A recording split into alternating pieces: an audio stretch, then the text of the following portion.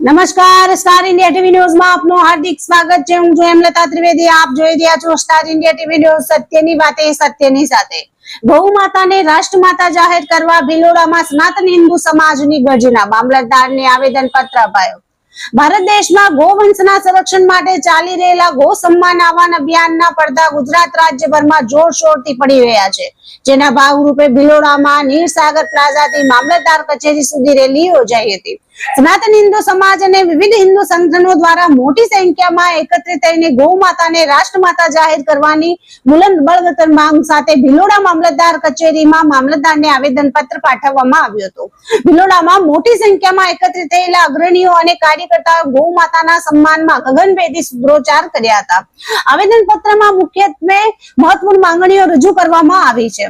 ગૌ માતાને તાત્કાલિક અસરથી રાષ્ટ્રીય માતા અને રાષ્ટ્રીય પશુ તરીકે જાહેર કરવામાં આવે. જિલ્લા, તાલુકા મથક સહિત ગ્રામ્ય સ્તરે ગોચરની જમીનો પર થયેલા ગેરકાયદેસર દબાણો દૂર કરી તેને ગૌવંશ માટે ખુલ્લી કરવામાં આવે. ગૌ સેવા અને ગૌ સંવર્ધન માટે સરકાર દ્વારા અલગ ગૌ મંત્રાલયની રચના કરવામાં આવે. ગૌ હત્યા પર સંપૂર્ણ પ્રતિબંધ અને પશુઓના નિભાવ માટે મજબૂત ચારા નીતિ ઘડવામાં આવે.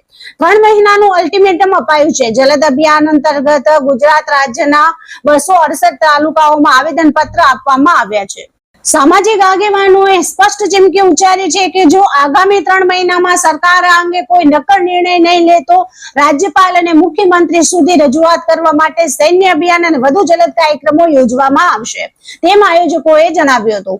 આ પ્રસંગે સ્વામી રામપ્રપાન્નાચાર્ય મહારાજ તોરડા, અચલેશ્વર ગૌશાળા, સ્વામી રામદાસ બાપુ, ખેરાડી રામજી મંદિર મહંત, સંતો, મહંતો, ગૌરક્ષા સમિતિ, RSS, વિશ્વ હિન્દુ પરિષદના હોદ્દેદારો, કાર્યકરો, સનાતન ધર્મના અનુયાયીઓ આસ્થાની સાથે સાથે વૈજ્ઞાનિક અને આર્થિક દ્રષ્ટિકોણથી પણ ગૌ માતાના મહત્વને રેખાંકિત કર્યું હતું. ભિલોડામાં ગૌરક્ષાનો ગગનભેદી સંકલ્પ સાથે ગુંજી ઉઠ્યો હતો.